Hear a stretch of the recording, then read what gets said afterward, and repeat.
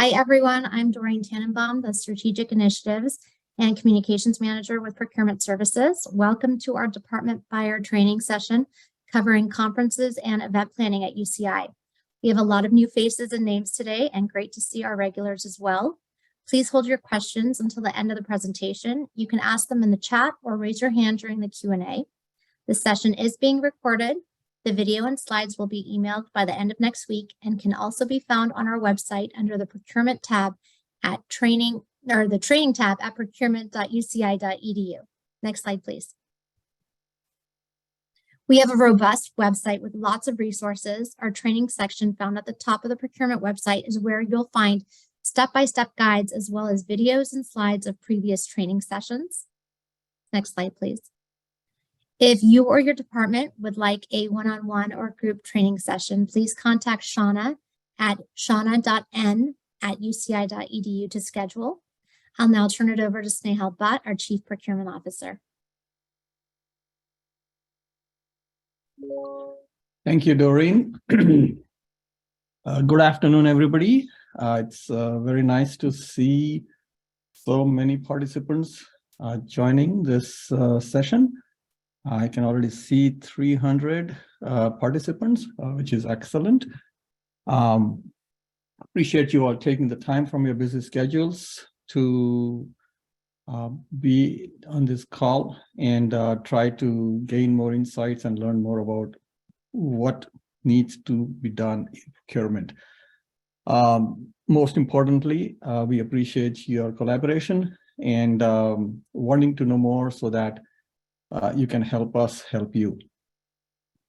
As you can see, today's agenda is going to be covering some of the topics that have been a topic of pain for many of you and for us. And so we'll try to cover some of these topics that are pertaining to some events and how it is getting impacted because of covered services.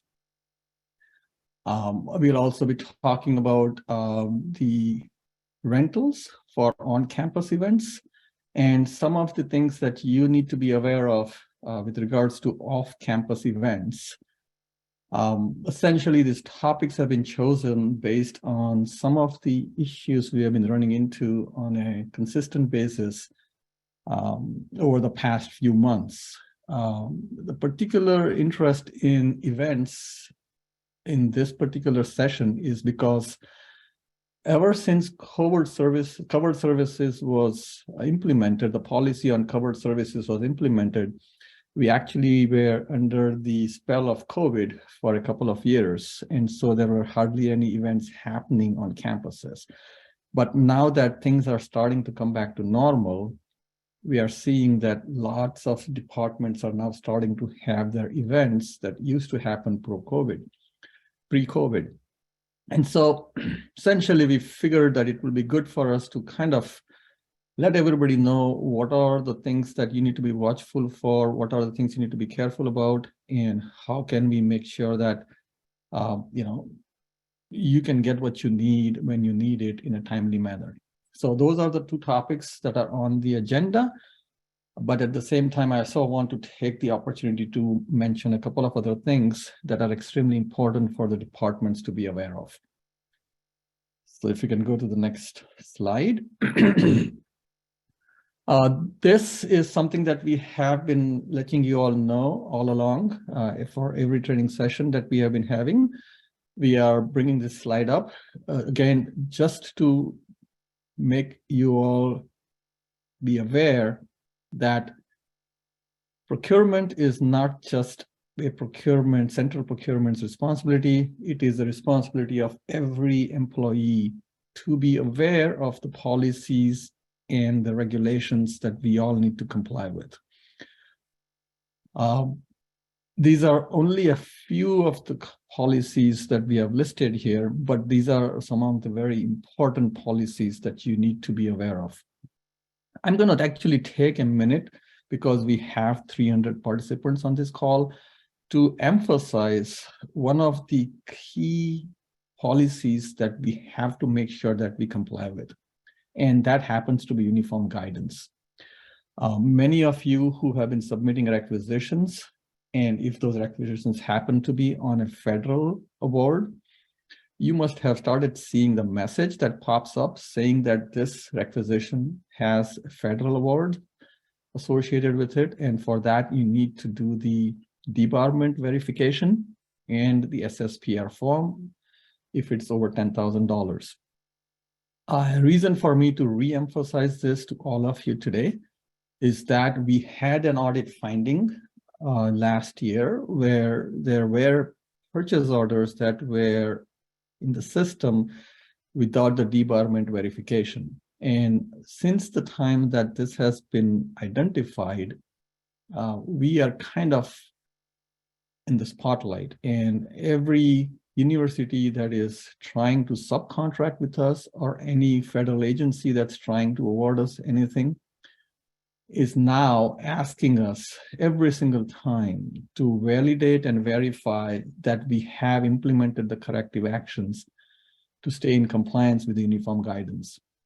And this is now becoming an issue for us. That's why we actually provided you all the training to start uploading the debarment verification on the requisition itself. And I am going to re-emphasize that you all need to do that when you are choosing a supplier. And before you submit the requisition, you need to make sure that the supplier is not debarred and that the debarred verification is uploaded with the requisition. Because we have informed the federal agencies that we are now having the appropriate measures in place to make sure that we comply with this requirement. So I'm just letting everybody know to be mindful of that. And I have instructed the central procurement team that anytime we don't see that in the requisition, we are going to request that you all go ahead and upload those verifications. If anybody needs to go back and revisit that training, please go ahead and look at our training sessions that we have recorded and uploaded on our procurement website. If there is a need for us to conduct another session to educate everybody on that, we will be more than happy to do that. Just put that in your surveys that we'll be asking you to provide at the end of the training session. And if there are enough people who would like us to provide that training one more time, we'll be more than happy to do that. But that is one that we cannot slip on anymore or cannot have any non-compliances going forward, because that can impact us receiving federal grants and contracts, and we cannot afford to lose those. So those were some of the key highlights. I wanted to make sure that you all clearly understand. And if you have any questions or concerns with that, you are more than happy to reach out to us, and we'll be more than happy to help you with it. Okay. Let's go to the next slide.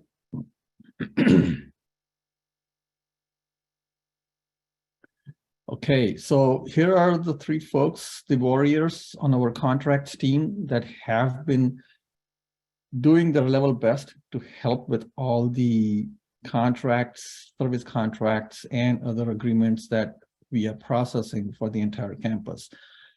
Just want to actually give a lot of compliments to this team for just being three right now. We lost Sheila to another UC location, and they have been braving it right now and getting all the things processed. You probably are experiencing some slowness and delays, but that's because of sheer volume that these three brave soldiers are pending and trying to process as quickly as they can. So we ask for your forgiveness upfront and also your understanding if there is any delays happening in processing the contracts. I would now like to get into the topic for today's discussion. As I mentioned, now that all the various events are starting to happen on campus, we realize that there are three key areas where we seem to be having a lot of issues when it comes to complying with covered services policy 5402 and Article 5 of the collective bargaining agreement. I'm hopeful that by now, every one of you is familiar with what covered services are. And if you are not, it is extremely important for you to be fully aware of this, because covered services is also another area where we are under the gun, we meaning UC as a whole. There was a bill actually that was vetoed by the governor last year, which was actually had already passed the legislatures and the Senate, actually making it even more difficult for us to contract out for any of the covered services. And the governor has vetoed it with the expectation that UC is complying with these policies. And in fact, UCOP is conducting an audit of every campus and every medical center, making sure that we are in compliance with these policies. And that report is actually going to be provided to the legislatures and the governor. So it's no longer just to the president of UC or to the region or to the regions. These things are now going all the way to the governor, Newsom. And if they find us not to stay in compliance with these policies, there are going to be actually legislatures being in the legislation that will be passed that will make it almost impossible for us to use any contractors for any of these covered services. So I want to re-emphasize the importance of complying with these covered services. Having said that, the three areas where we have found issues is food services, which I know that we have been dealing with a lot of you folks and giving you a lot of advice on how to address it. So essentially, for any food services that you need for any of your events, UCI dining is the only one that is actually supposed to be providing these services when it is an on-site event. Only and only if UCI dining cannot meet your needs can you actually use an outside caterer, but not before you have the exceptional approval from workforce relations and you have the wage and benefit parity amendment signed by the supplier. Now, this, of course, applies to anything that's going to require more than just a drop-off. If the food is just getting dropped off at the location by a caterer, that does not fall under covered services. So that's one thing that you need to keep in mind. The other areas where we are struggling with is setups. We understand that facilities management has their working hours that are actually from, I believe, 5:30 to 1:30. So they actually are not providing services during evenings or weekends. But still, because the setup of the tables and chairs, the labor portion of the setups falls under covered services because facilities management does provide that service, you have to first put in an order with facilities management, asking them if they can provide you with those services. If and only if facilities management comes back and says that they cannot provide those services at the times that you are requiring their services, can you actually utilize an outside provider to help with the labor portion of those setups? The more complex setups of stages or something else that facilities management does not provide right now will not fall under covered services, and then you are free to use an outside company to do that. But we are talking specifically about tables and chairs that are the normal, regular tables and chairs. If there are tables and chairs that are very unique or different than what facilities management can provide, then that would be falling outside the covered services. So if the facilities management cannot provide you that service, again, same thing. You can use an outside service provider only after you get the exceptional approval from workforce relations with proper documentation from facilities management, similar to what UCI dining would provide to you for food services, that they cannot support your event. And with that exception and the wage and benefit parity in place, you can go ahead and use an outside supplier. Again, it's only for the labor portion of the setups and not the actual rentals of the tables and chairs. The third thing that you have to be mindful of is that cleaning services after your event actually also falls under covered services, and facilities management should be the one who should be asked to provide the services. Same thing, if they cannot provide the services at the times that you require and they can provide you with a documentation stating that they cannot, then you have to go ahead and get the exceptional approval and wage and benefit parity if you are going to use an outside provider for those cleaning services.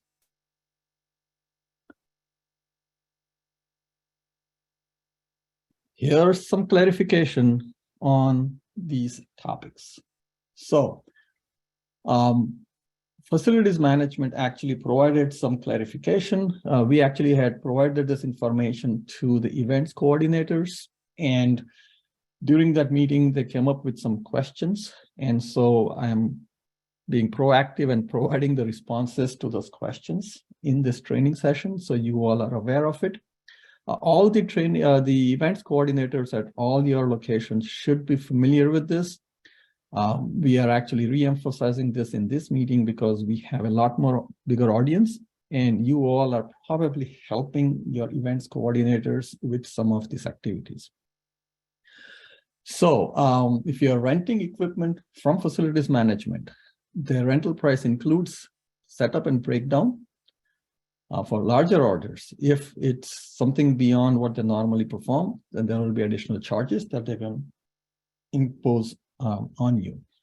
The list of the rental equipment is in this link, and we will be sending you this presentation. So you will have access to the link where you can see the list of all the equipment that they are providing. And they are really very simple and straightforward equipment tables and chairs and things of that nature. Nothing extraordinary. Again, I'm re-emphasizing that it only applies to the labor portion of the rentals. So if you're using a supplier, you need to make sure that they actually break down their quotes and their invoices in the renting of the equipment and the labor portion. Keep them separate, and you may want to make sure that you also have it separated out in your acquisitions if you're going to submit an acquisition, and have separate line items for the actual rentals versus the labor portion of it. Again, drop off and pick up of the rental equipment does not fall under covered services. It's only when the supplier is going to have their laborers and the workforce coming and performing any covered service work on campus.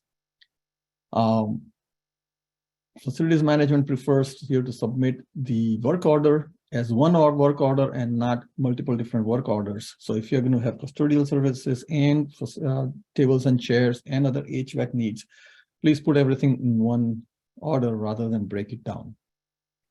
Okay. I already mentioned about this supplier situation where you want to kind of indicate it separately.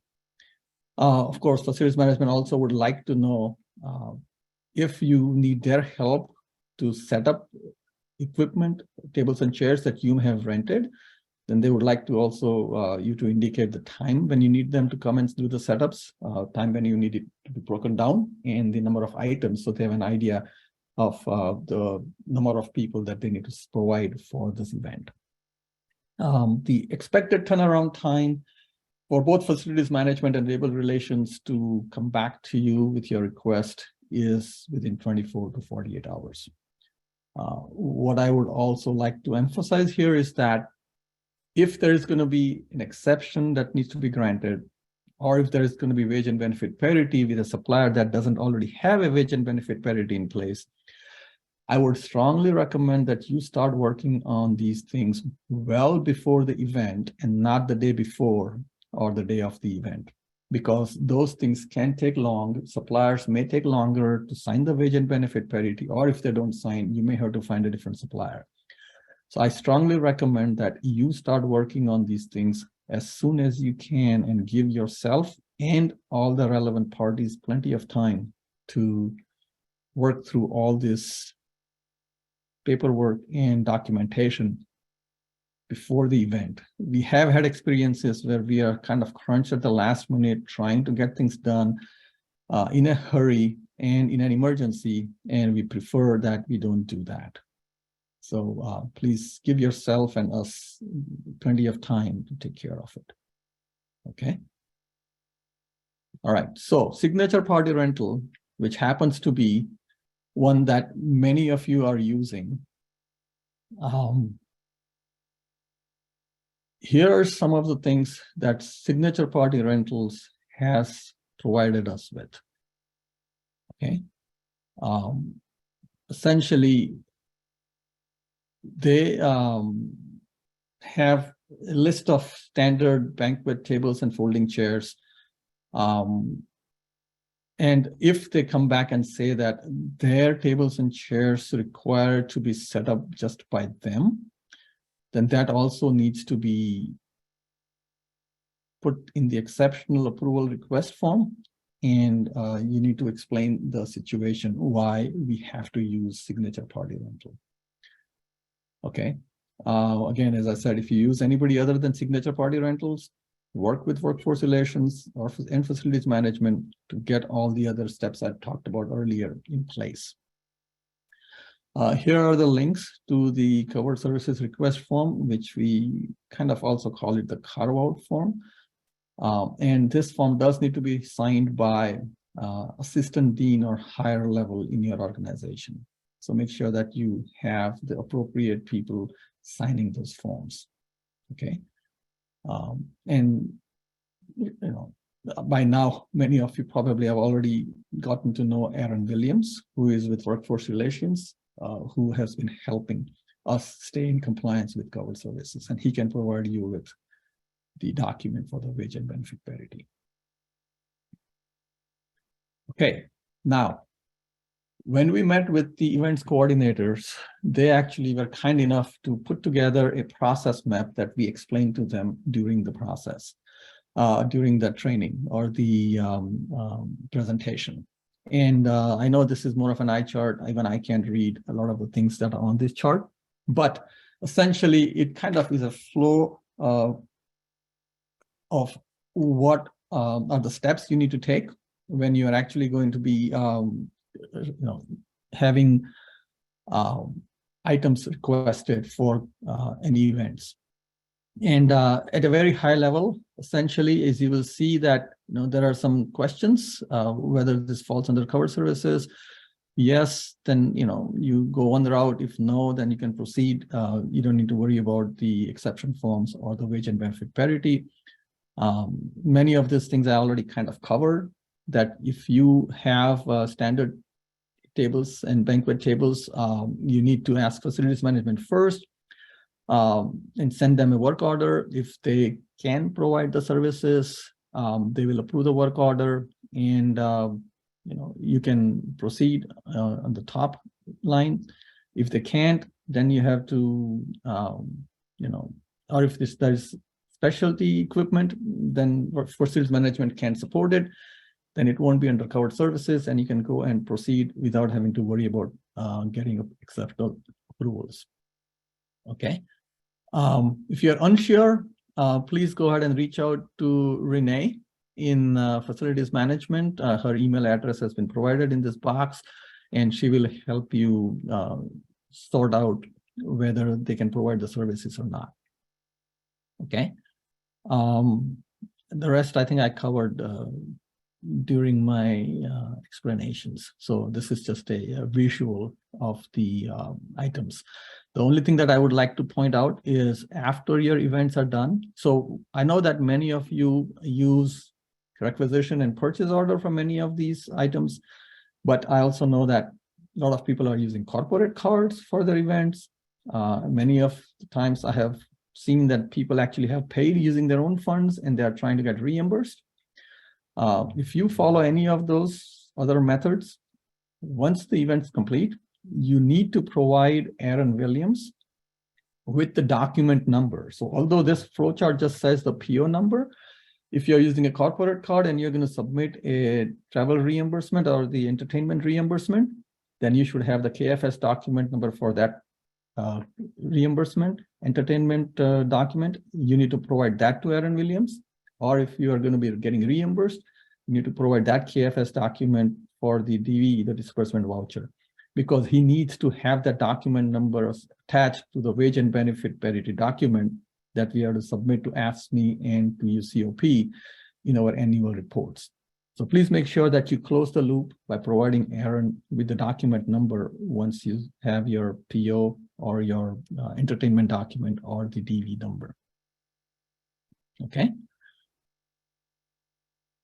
Next slide. So this is just basically because those were pretty small texts. We have provided multiple pages to help you understand, the process map or the flow of the process. So if there's nothing that is part of the covered service, and if you're not unsure, please reach out to Aaron Williams so that he can make sure that you are clear about what falls under covered services and what doesn't. Okay. And here's a little bit bigger font for the yeses, the top half of the process map. Okay. Yeah. So these slides essentially, are more detailed breakdowns of what needs to happen. And we are leaving this on for a few seconds so that you can kind of browse through that. And if you have any questions, make notes of those, put them in the chat, or you can ask us after the presentation's done so we can help you clarify it. If you want us to go back to any of these slides after the presentation is complete, we'll be more than happy to do that during the Q&A session. And for everyone else, we've also included the link for that process map in the chat. Right. Thank you, Doreen. So having covered all the things that you need to be aware of for the on-site, I am going to let Andrew, who has been helping execute all the contracts for all the various off-site events, go through and highlight some of the things that he has been experiencing and things that you all need to be mindful of so that it gets easier for us to process your requests when they come through for any off-site or off-campus events. Andrew, take it from here. Thank you very much, Nahal, and good afternoon, everyone. We're going to turn our attention away from the on-campus events now and discuss some issues that come up with off-campus events, the events that are booked at non-UCI venues. Hopefully, if you've attended either one of our trainings or you've worked with procurement often enough, you have probably heard us say, or hopefully have heard us say, that signing any document in the name of UCI requires express delegation of authority. And when it comes to purchase agreements signed in the name of UCI, that delegation of authority resides with procurement. So if you are booking an off-campus event, party, conference, or securing a room block, it most likely will include an agreement, and that agreement is a purchase. It's a purchase of a service from the venue. So that does require procurement's review and signature. When in doubt, please do reach out to us and ask us. We're happy to review whatever documents you may have received. But again, if it's an agreement in the name of UCI and it's a purchase, it most likely requires procurement's review and signature. Next slide, please. So as you begin researching where you're going to host your event, obviously some of the key things you're going to be looking at are the geography, where the event is located and where you need the venue to be. You're going to be looking at the size of the venue, pricing, how is it a fancy formal event? Is it something much less involved? In addition to all of those things to consider, some of the things you want to think through as you are considering your off-campus event. These clauses are things we really look to the department to consider because it involves the use of your funds. So when you're considering an event, consider the cancellation rights, and what is often tied to them is the liquidated damages. Cancellation rights, a lot of venues don't want you to get out of canceling your event at any time. And so from the moment you sign your contract all the way up to the event, if you cancel, they're going to expect you to pay the full amount of money that they would have made had you held the event. Other venues will have an escalated scale, whereas if you cancel shortly after signing, it's a certain percentage. If you get closer to the event, that percentage goes up.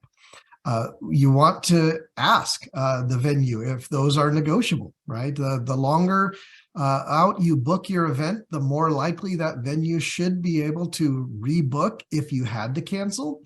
And so the percentages should be small if it's an event that you're booking much or very far in advance, more than a year in advance. They should easily be able to rebook that. Keep in mind, again, if we had to pay liquidated damages, that's a use of state funds. So we need to be very careful about what we're committing to. So we highly recommend that you not only review the agreement for those cancellation rights and liquidated damages, but go through the process of actually negotiating with the venue as well. The certain agreements, certain types of activities involve other things, like for example, a room block agreement may include certain minimums and attrition rates. So if you're booking a conference where you're securing meeting space in addition to securing a certain number of rooms for your attendees to book, you want to make sure that you can meet those minimum requirements. Some venues have it as low as 80%. Some of them have as 90% that you have to secure that many rooms, or you have to actually book as many rooms as they're blocking off for you. But you should ask, right? You should try to negotiate a lower percentage. And then in turn, be aware of how many attendees you have and make sure the information gets out to them so that you're not at risk for having to pay the attrition rates.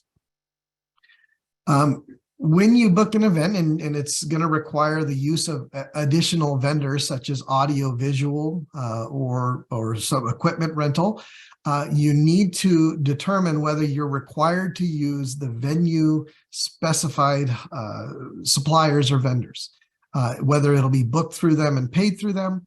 Sometimes they may require you to use certain vendors, but then they may turn around and require you to enter into a contract directly with that vendor.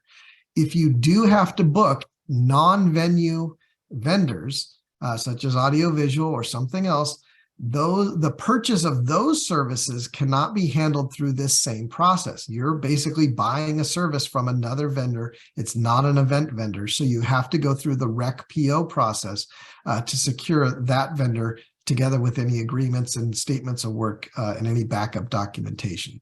So do be sure you're aware of those and that you coordinate those well in advance of the event.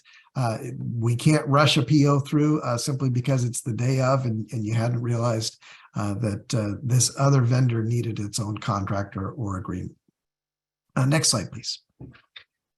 So now that you've found your venue that you want to book your event at, and you need to turn to contracts to assist with a review of it, wanted to go over some of the things that are most commonly, number one, that we're looking for, and they're the issues that most commonly prevent you from using a particular venue. What we look for when we're reviewing an agreement is the legal general liability terms, things that would potentially make UCI liable should some incident happen. Many venues don't want to be responsible for anything. We've had some venues disclaim all responsibility for injuries to persons or damage to property while UCI is at the event. And that's not something that we should be agreeing to, right? Risk management is lowercase risk management is not something that is just the responsibility of the department risk management, right? As UCI employees, we are all responsible for ensuring that UCI property and persons are not put in unreasonable harm. So if you do encounter a venue that is saying they're not going to be responsible for anything that happens at their event, you need to seriously consider whether it's worth having the UCI activity or event there. The other side of that coin is sometimes events or venues, want UCI to be responsible for everything that might happen, including things done by their own employees, things done by vendors, things done by attendees or guests. And there is a limit to what UCI can agree to be responsible for.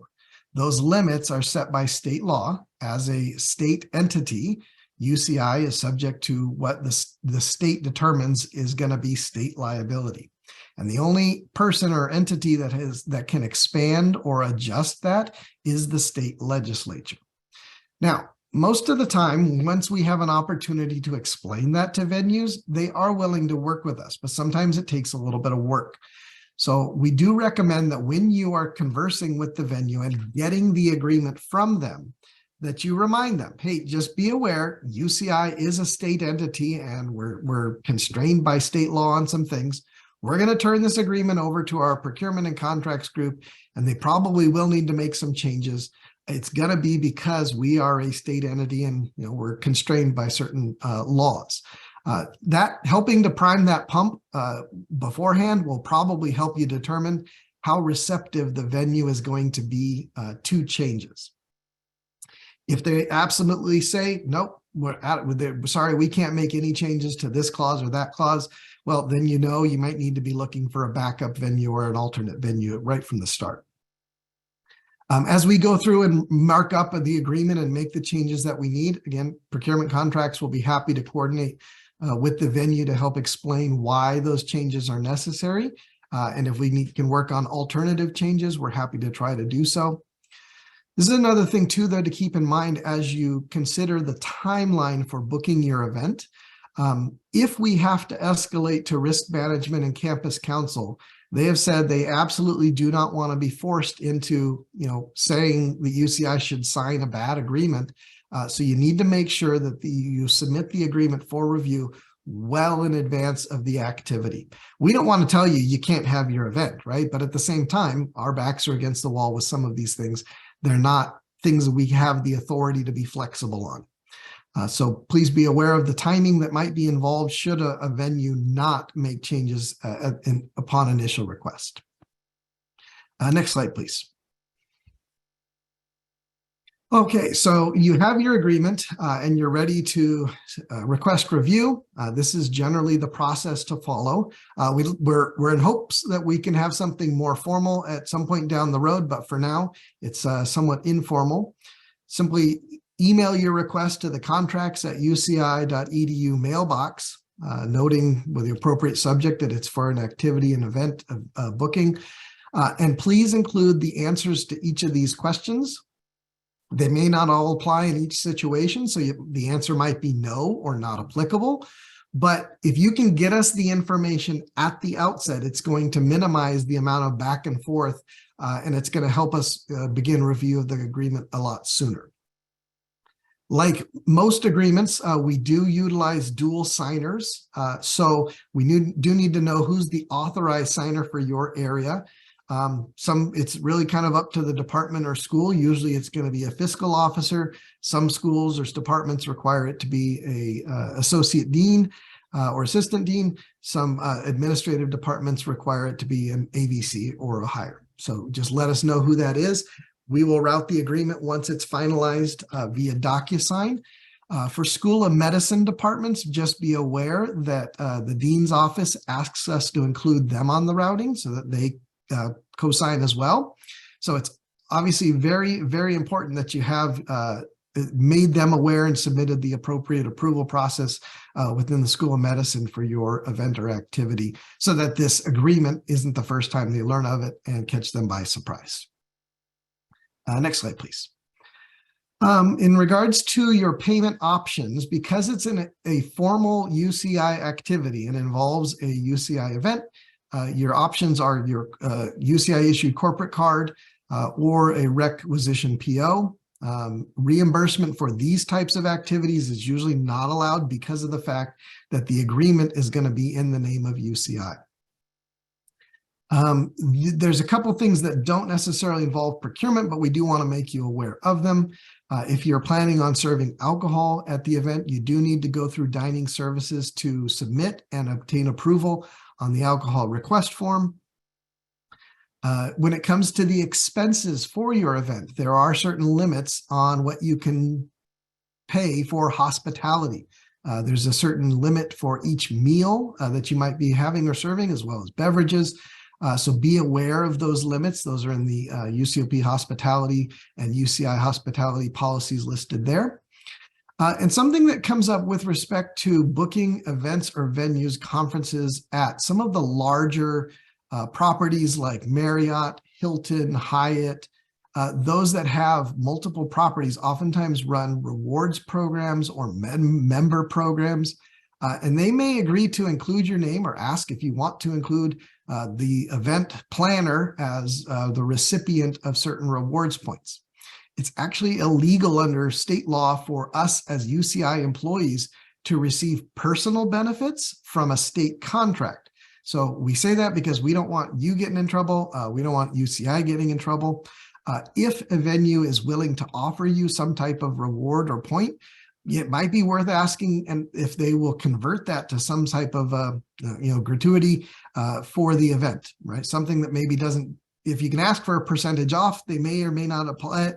But if they can offer you some sort of perk that's available to the conference, some extra service, something along those lines, that might be worth trying to see if you can ask. The next slide, please. Obviously, booking a venue, we can't give you a full list of every venue that's an option to you because we've booked a lot of venues that are well outside of this local area. But here's a list of some of the more common venues that are within our area. And some of the restaurants that have had prior UCI events that we've already negotiated agreements with. The one I want to bring to your attention there, because it does come up from time to time, and it's a bit of an anomaly, is the University Club. The University Club is located on campus, and it's got a very UCI sounding name, right? University Club. But it's actually leased to, and it's run by a private entity called Wedgwood Weddings. And so they are an off-campus venue for other purposes, right? We have worked out an agreement with them. So what you need to do when you are considering booking an event at University Club, they will email you a link to their system provided or system generated agreement. Don't put contracts in as the signer and have it routed to us. What you'll want to do is you'll want to download the agreement into a PDF format, go through the submission process that we just indicated a couple slides ago, and then I will make the appropriate changes to it, and we'll get it signed, and we'll get it back to Wedgwood, and then you can go forward with paying for the event. Unfortunately, they have not been able to coordinate, a more streamlined process because their system just doesn't allow them to make changes, but we did work that out with the managers there. So again, they are considered off campus, even though they're physically located on campus. Next slide. Okay, yep, that's it as far as events, off-campus events. We'll provide the information to you, and then I know there were probably a number of questions included in the chat, so we'll go through those as we need to as well. Thank you, Andrew. Appreciate you giving everybody some insights to issues that you have been running into and the most common things that people need to be aware of so that it helps them move things faster and helps you not to have to go back and forth explaining and giving them this information on an ongoing basis. So that's the beauty of having this training session, that we have like 304 people on this call, and now Andrew has shared what all he's run into to all of you. So you all are familiar with it, aware of it, and hopefully it will help expedite the review process. We will definitely go through and try to answer some of the questions as people were posting them, but we'll make sure that we go through them and let everybody else be aware of it. I apologize if it was a distraction to folks who were actually trying to listen to Andrew while I was typing the answers. That probably didn't help all of you. So we'll just kind of go through and make sure that we provide you with the answers to the questions you have asked. For those who did not, were paying attention to Andrew rather than what was going on in chat. So we appreciate that. Also, I want to make sure that before you start hanging up, we will be providing you with a link for survey feedback. a survey for a feedback. We absolutely would love to hear back from you. And you can use this survey to let us know what are the topics that you guys are struggling with, that you would like us to give you a training on or have a conversation on. I would also like to, ask you all to put in this survey any other additional information you want procurement services to be aware of, or anything that we can do to help. If you have any suggestions for improvements, what can we do in these training sessions that would be even more beneficial to you? If some things are not working out well for you or you're not benefiting from it, we would like to hear that as well, because we would want to stop doing what we shouldn't be doing and do more of what we should be doing to help you in your jobs and in what you do. So again, unless you give us feedback, we are not going to know. So that's why I want to reemphasize that the surveys and their feedbacks are extremely important. I would love to get 300 responses and feedback today's session, just so that we understand that we are on the right track and we are doing everything we can to help you make your lives easier. Yeah, that is our intent. I mean, that's what we are trying to thrive for and provide excellent customer service. This is part of that customer service mentality. So we look forward to hearing back from you. Now let's go through, we have 10 minutes left. Let's go through all the questions. Hopefully we'll be able to get through them and provide all the answers to the questions. We did receive a lot of questions. I'm not going to go over the ones that were already answered in the chat. I'll add them to FAQ and put them in the slides, and you'll get them emailed to you. But the ones that were not answered, I'm going to start off with, is the UCI hospital in Orange considered an on-campus event? Yes. Any UC location where we have operational control of it. Doesn't matter whether it is a campus, a medical center, Berkeley Labs, anything that is associated with UC, even if it's a leased property and we happen to have operational control of that property, that is considered a UC location and is to be considered on site for the purposes of having operational control of that location. Thank you. If a venue requires that we use their audio-visual vendor, what are we supposed to do? Obviously, we can't use a UCI preferred vendor. Is this allowed as part of the contract? Do we need a separate PO for that vendor? So I guess the question depends, are they requiring you to use their on-site services? And if so, yes, they're going to bill you as part of the venue agreement, right? So when you get your venue bill, right, in the agreement, it's going to say you're going to utilize our services. They'll give you a bill for your food, your audiovisual, the room rental, etc., and that's all resolved that way. Now, the other circumstance that can happen is they require you to use their approved vendor, but their approved vendor is not them. So for example, a Marriott property says you have to use Acme Audiovisual Services. Well, then you would need to reach out to that audiovisual services company. You would need to get a statement of work from them, and you would need to submit a separate requisition and PO for that service. Again, so there's a difference between when the hotel or the venue provides the service, they will simply bill you according to the venue agreement. If they're requiring you to use their special vendor, then that would be a separate purchase, a separate rec and PO would be required. Right, and again, it depends on the hotel and the venue. Some hotels will actually say that you have to use our preferred supplier, but then they would also add whatever you do with this provider, audio video provider. Encore is an example of what Marriott also uses. They will add it to their master bill and have a separate line item for all the audio video that you use their approved vendor for. And so if that's the case, then you don't need a separate PO because it's going to be part of the master bill that the hotel is going to be providing you. So that's the distinction. If the hotel says, no, we are not going to add it to our master bill, you need to pay them directly and separately, and you're required to have a separate contract with the audio video supplier, then you will have to create a new PO just for them. Okay, great. I have additional questions. Does Cal IT 2 fall under off-campus? No, it does not. Cal IT, we have operational control of Cal IT 2. So Cal IT 2 is considered to be an on-campus location. Next question is, how much time is needed for the procurement team to complete the event agreement? So we recommend a minimum of 30 days prior to the need of completion of the agreement. So you have to kind of add back in, your event date, but the venue might be saying, hey, we need the agreement by X date, right? So we recommend a minimum of 30 days.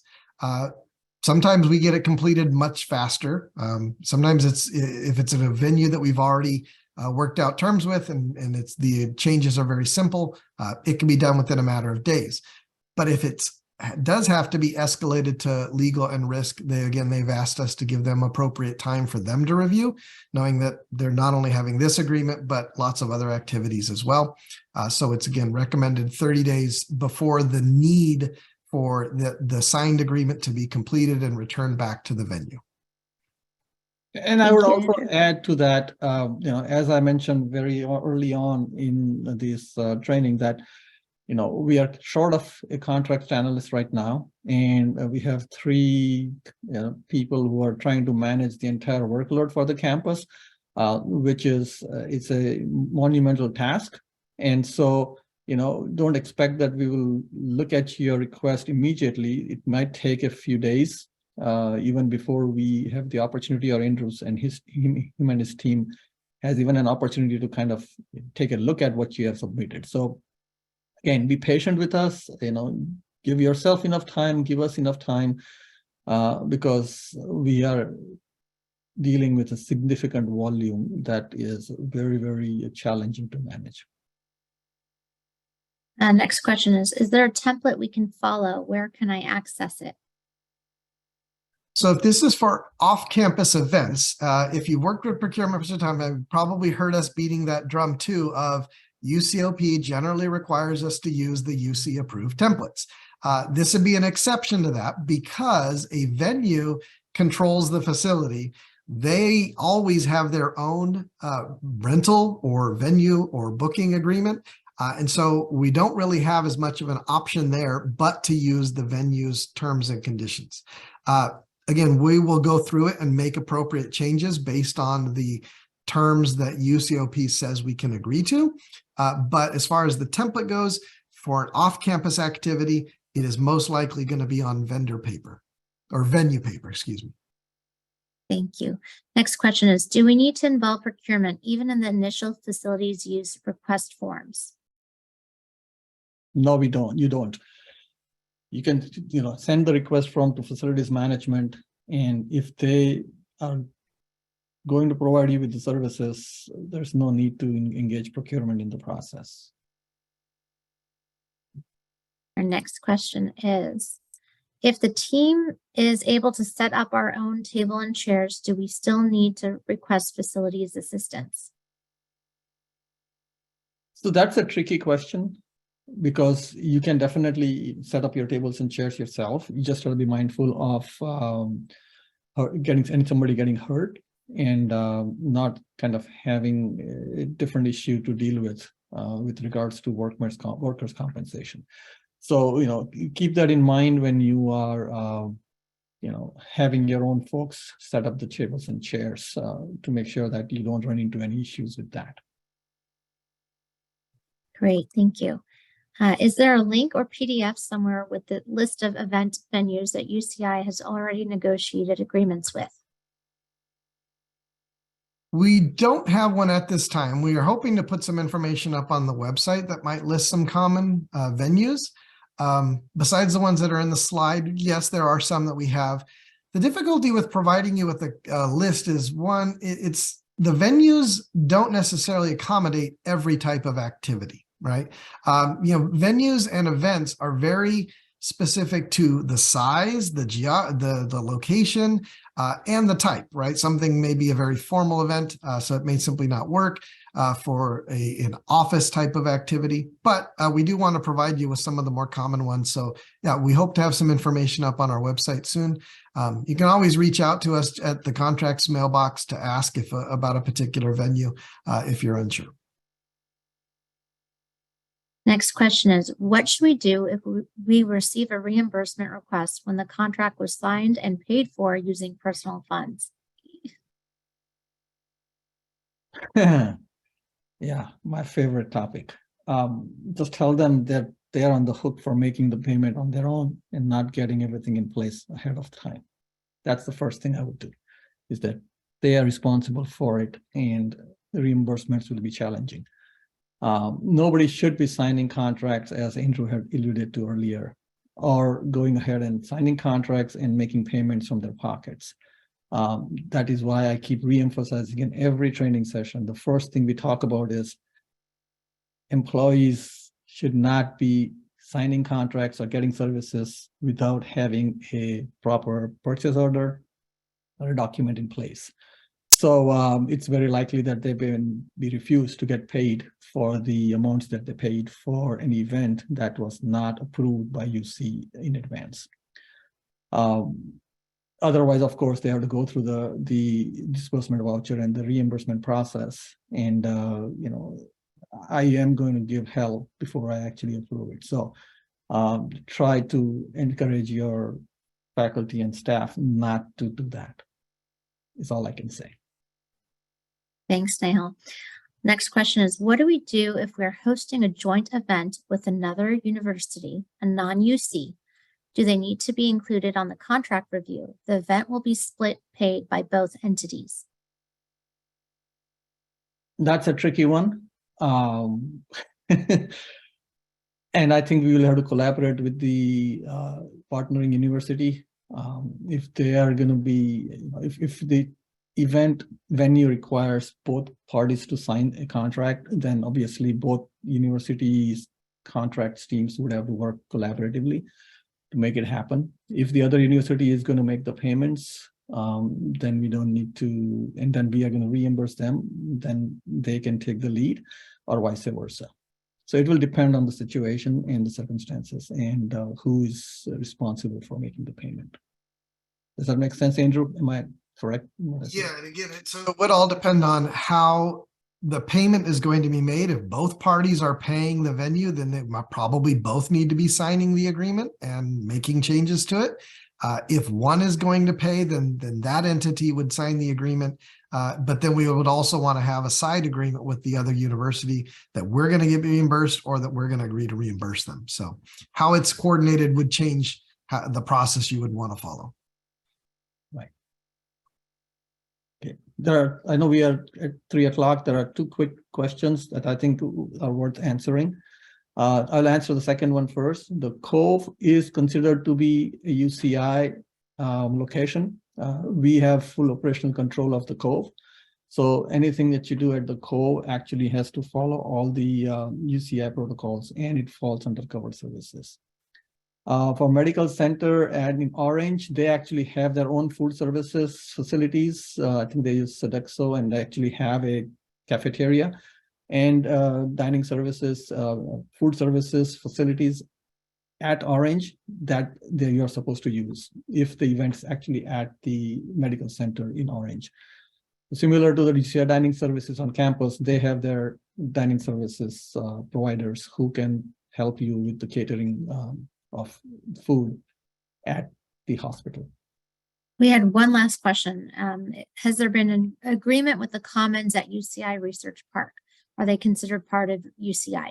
Yeah, so the Commons is not something that we have operational control over. That is a UCI, it's an Irvine company location. And so the Commons itself is not part of UCI, and that is not considered to be a covered service. Does not fall under covered services. The Commons, though, is a bit of an oddity too, though, because we lease space from the Irvine company for our activities over in Research Park. And I believe we had this come up in one instance, and it was determined that for the off-campus activity, the agreement needed to go through Real Estate Services, who handles the lease of space at Research Park.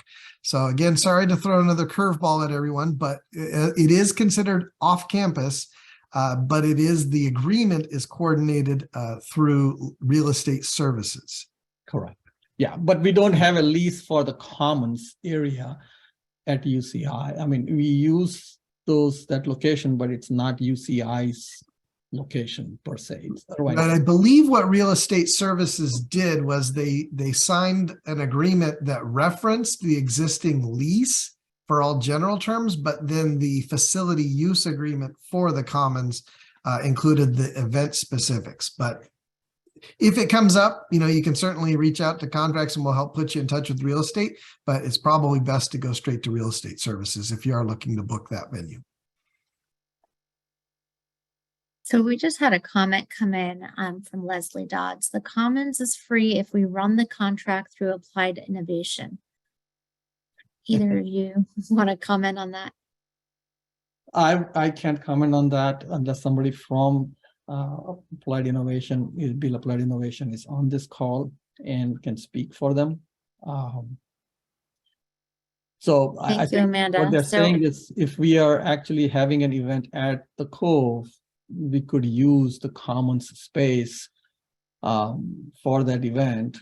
But I would assume that also, can be done only if there's nothing else actually already planned or happening at the commons. So we have Amanda on as well, and she just commented only lessors space can contract to book the common space. That's her understanding. I don't know, Amanda, if that's true, because even if somebody is at the campus, a location that's at the campus, if they wanted to, they could sign with our event company and rent the space at the commons to host their events. So we may be able to do it if you're at the research park and already have a lease with them. You probably don't have to pay to use the common space, but it's still doable. I've seen folks use the common space even though their offices may be at Aldrich Hall. That's my understanding too. Thank you, Snail. We have another question. Would you recommend an off-campus event to be paid with a corporate card since employee could be liable if UCI is unable to reimburse them? So corporate card is an allowed method of payment, but it depends on what you're paying for. Again, we have made arrangements with the travel and entertainment team in accounts payable that if you're going to use the corporate card, you still have to follow the same protocols with regards to all the covered services and things of that nature. And I think the corporate card use also is limited to a certain items and activities, not for just about everything.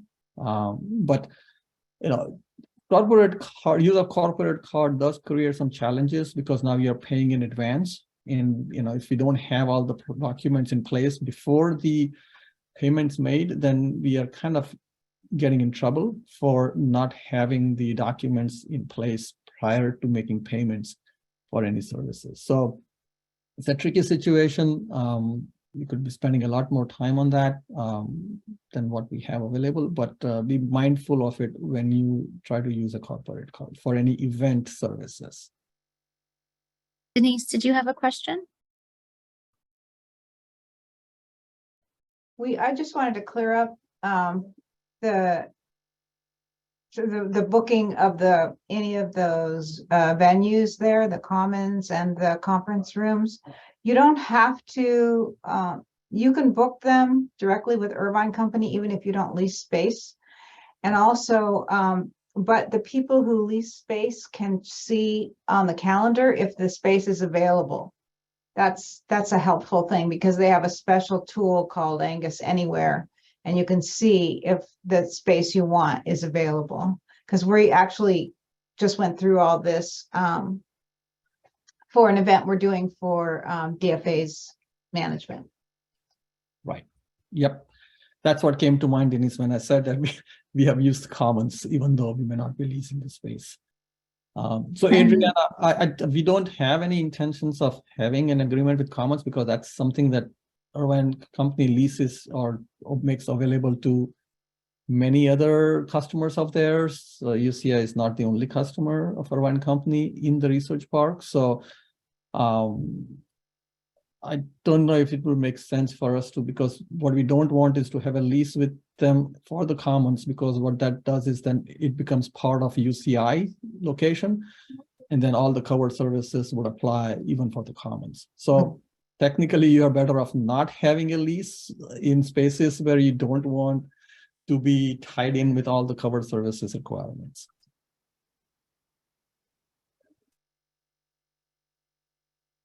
Do we have any other questions?